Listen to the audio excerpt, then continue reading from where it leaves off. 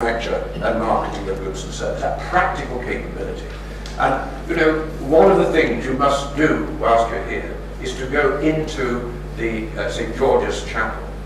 And remember, this, I think, is the most magnificent building I have ever been in, that was started building in 600 years ago. Before there were degrees in engineering, before there were degrees in architecture, when there wouldn't have been textbooks about how to build or anything like that. And to me, it's an absolute mystery how that knowledge, that practical knowledge, could have been achieved, passed on, and resulted in a building that is sustained. It's all sorts of problems and so on. It's there 600 years later. What is the kind of intelligence that enabled that to happen? Who are the sort of people who did it?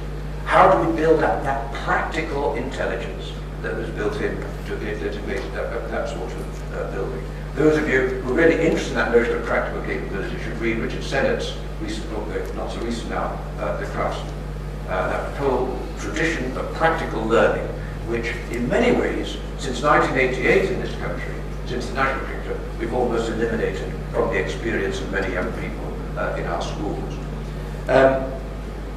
We talk too about what it is to be a human, what it is to grow as a person, that sense of moral seriousness, of being able to enable all young people, however intellectually able or not so able they are able to be thinking seriously about the kind of life worth living and the kind of future that they ought to be helping to create. And that sense of community, because as persons we live in community, and how can we ensure people practically engage in making the world a better one, the community a richer one. So those are the kind of things that we did. So central to that, in contradicting what I think is happening, is this much wider vision of learning. And one of the things that we have argued in that wider vision of learning is really the role of, say, of the arts and the humanities. We've said this because we're seeing now with the Conservatives, well, those are the soft subjects, they're not as important as the hard subjects. We're seeing from the age of 14 now, it's quite possible for young people no longer to be able to do any history or engagement with literature, with drama, with the arts, and what have you. And we see this to be disastrous. It's through the arts. Those of you who would have seen the ballyhoo, I don't know whether you do that, but there was the Youth at Risk. I think it was Youth at Risk that did it. I'm awfully sorry I've got my thing here. These were youngsters, the most disengaged youngsters. All of them, I think, had dropped out of school in some way, were in trouble with the courts. They were really the disengaged young people. And over 100 of them were brought together, encouraged to take part in ballet. Romeo and Juliet. And in conjunction with the English Ballet Company, they produced this incredible performance of Romeo and Juliet ballet. These were young people who were disengaged, written off from one another, but through dance and through engagement with this. And as the chairman of the Arts Council said, it was an inspired choice of story. Cross-starred lovers, dysfunctional families, gang warfare, macho games, self-harm, drug abuse, and knife crime. It had them all. All right? So people who want to discard literature and Shakespeare is somehow not relevant to these young people, it's got all the themes that concern youngsters. And there was a wonderful person there called, I think it was she was called Emma, who took the part of Lady Capulet. And she said this, and she'd had a troubled existence if anybody had. And she said, this has been terrific. This has transformed my life. She said, I now finally understand my mother. All right, now, try to subject that. You get an A+ or a gamma minus for that kind of thing. I remember Stenhouse once saying at the Cambridge Union, he said, we should only assess that which is most trivial and least important. If you're teaching literature, all right, you'll score them high if they recognize there are 14 lines in a sonnet. But their appreciation of it, is that something? And that is really where we ought to be developing our sort of thinking. Now, as a result of, there we are. making sense of experience. And this is where I think that what these young people often disengage and so on, they come to school with a whole range of experiences which shape their thinking. And you can put them through formal education, but it's like something stuck on with sellotape or chewing gum. It leaves them roughly as they are. It hasn't got that transforming experience which Emma had. And that's why we've got to start thinking ways of how that kind of experience which young people have, which is important to them, often not important to school, can become then part of the curriculum, part of thinking.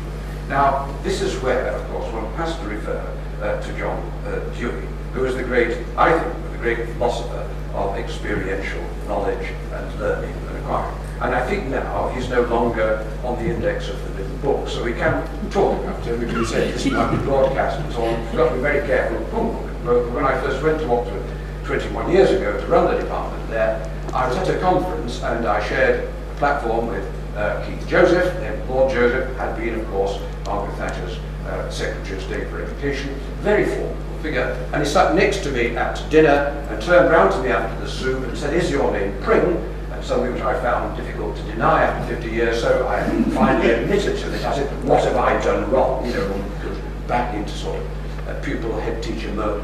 And I said, "What have I done wrong?" He said, "You caused all the problems in our schools." And I felt quite chuffed, you know, I'd been recognised. And I said, "Why?" He said, "Because you introduced teachers to John Dewey." So we had this big argument, because he was seen as the guru of child-centred education, which had all gone wrong in the 60s and 70s and so on. This has been repeated by God knows how many people, and all by people who never read John Dewey. But of course for Dewey, it really was important. You're not going to educate young people unless their experience, how they see the world, their feelings about things, are taken on board and treated seriously. That's all. And because of the Nuffield Review, a bit ago I had lunch with David Willis, since I've got to start influencing other people. Now, we had this lovely lunch, and then he said to me at the end, he said, "But Richard, isn't the real problem we've got John Dewey?" I thought, oh hell. So that notion of that initiation into that world of ideas that Oakeshott talks about, conversations in Generation Mankind which introduce young people to the inspiration of the voice of history, of philosophy, of science and so on, that practical capability, that engagement with the experience of young people, which may demand such a change, I think, in how we conceive schooling, etc. And that community involvement. And you mentioned Eric Midwinter, but of course when Eric Midwinter was taking seriously the notion of community involvement, and we've got to learn from this, in the 1970s, when these young people in Liverpool, who were working in some of these very difficult housing estates and so on, and where it was seen as a success of the school, if we managed to get them through the 11 plus and get them out of there, they thought, this is ridiculous. How can we see a good education is one where we enable people to escape and to reject their own kind of community?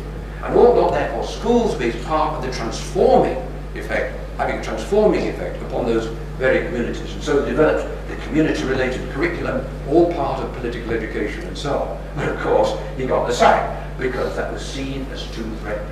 You get interested in citizenship, fine, so long as the kids don't get too involved in thinking seriously and wanting to transform the world. And I think a lot of this stuff, when we see on citizenship and so on, has become itself yet another esoteric theoretical world in which you're graded A to C. Even if you are a total psychopath and so on, you could still score A plus in your citizenship exams. But you would not be able to assess in terms of the quality of your commitment, your disposition, that moral seriousness, which really ought to be the objective of that. So that is what I think we should be seeking. Now this obviously, and I hope this will become part of it, really depends upon a very different pedagogy implicit in what I've been saying. And it affects therefore what we mean, I think, by teaching. I think that, let me just give several examples. Part of the review, I remember going to visit, I was invited to go along to visit the Steiner School down in the East Grinstead. And it was very interesting, because these young people that I saw, aged about 9 I think they were busy crushing berries. Why are they crushing berries? Well, it was all part of their art.